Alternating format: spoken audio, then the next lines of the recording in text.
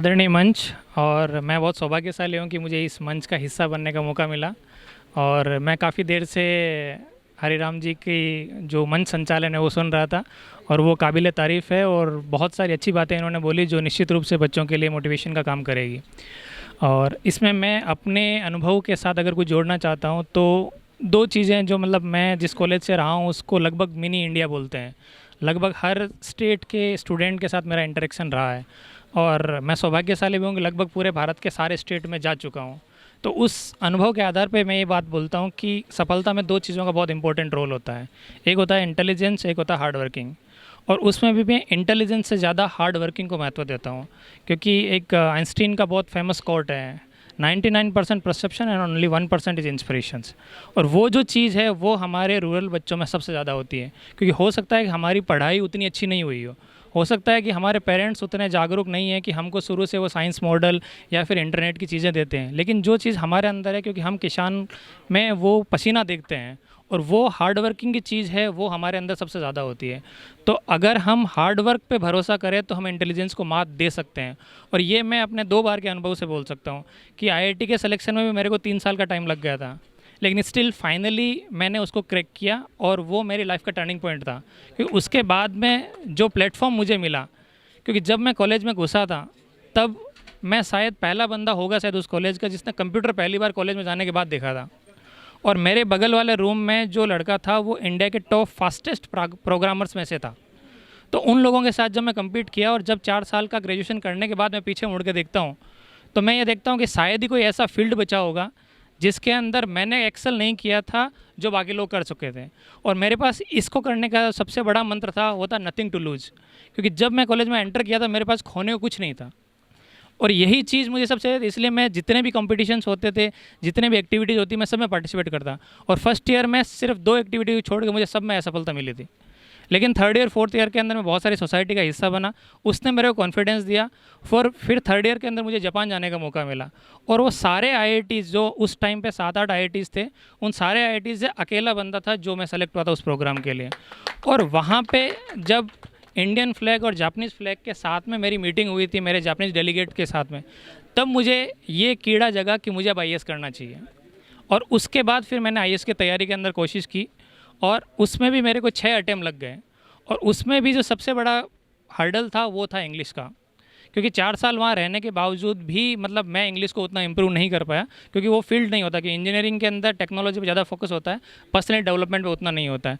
तो जो हरी जी का ये प्रोग्राम है और बाकी जितने भी लोग इस टाइप के प्रोग्राम से जुड़े होते हैं, उन लोगों के लिए मैं एक रिक्वेस्ट करना चाहता हूँ कि बच्चों को मोटिवेशन अच्छी बात है, ये चीज़ें होती भी रहनी चाहिए, लेकिन अगर हम 100 स्टूडेंट की बजाय अगर हम एक टीचर को मोटिवेट कर देते हैं और हम एक टीचर जनरेट कर देते हैं, तो वो हज़ारों लोगों के लिए इंस्पिरेशन का काम करता है।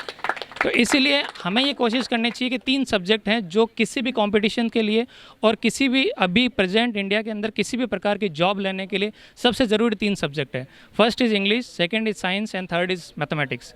और अगर हम एक पंचायत समिति के लेवल पर, एक ग्राम पंचायत के लेवल पर अगर हम इस तरीके के टीचर जनरेट कर देते हैं, तो वो बच्चों के अंदर वो चीज़ें दे देंगे जिससे कि उनको जॉब के बारे में एटलीस्ट उन्हें कभी नहीं सोचना पड़ेगा। और जैसे जिस प्रेजेंट जॉब में मैं अभी हूँ, मैं भी चेन्नई कस्टम के अंदर इंस्पेक्टर पोस्ट पर कार्यरत हूँ, और इस एग्ज़ाम के लिए मैंने एक सिंगल डे भी प्रिपरेशन नहीं किया था। मैं अपनी आईएएस की प्रिपरेशन कर रहा था, घर से प्रेशर था क्योंकि मैं पहले आकाश इंस्टीट्यूट में पढ़ाता था। सर जानते हैं कोचिंग में फैकल्टी को अच्छी खासी तनख्वाह मिलती है, मेरे को भी थी, मुझे पढ़ाना बहुत अच्छा लगता है, मैं खुश था। लेकिन घर से था कि गवर्नमेंट जॉब चाहिए, गवर्नमेंट जॉब चाहिए। लेकिन मैंने ये सोचा कि गवर्नमेंट जॉब लेंगे तो सिर्फ आईएएस की लेंगे, नहीं तो नहीं लेंगे। लेकिन उन्होंने बोला कि भाई परीक्षा तो दे दो, तो फिर मैंने परीक्षा दे दी। तो मैं अपने उन टीचर्स को धन्यवाद देना चाहता हूँ जिन्होंने मेरा मैथमेटिक्स और इंग्लिश इस लेवल का कर दिया था कि मैं एक राष्ट्रीय स्तर की परीक्षा बिना किसी तैयारी के निकाल सका। तो ये उन टीचर्स की काबिलियत थी, और इसीलिए मेरा हमेशा से ये रहता है कि आप किसी भी व्यक्ति को सुन लो, वो एक व्यक्ति को हमेशा धन्यवाद देता है और वो उसका टीचर होता है। तो अगर हम टीचर जनरेट करना शुरू कर दें, तो न केवल हम अपने समाज का, जाट समाज का भला कर सकते हैं, हम एक पूरी कम्युनिटी का बहुत बड़ा पैमाने में भला कर सकते हैं। क्योंकि अभी जितने भी लोगों के परसेंटेज बनते हैं, वो परसेंटेज हो सकता है कि 90 बन रहे हैं, 95 बन रहे हैं, 99 बन रहे हैं, 98 बन रहे हैं, लेकिन जो सच वाला नॉलेज है वो बहुत कम देखने को मिलता है। ऐसा मैं अपने घर के अनुभव के आधार पर कहता हूँ।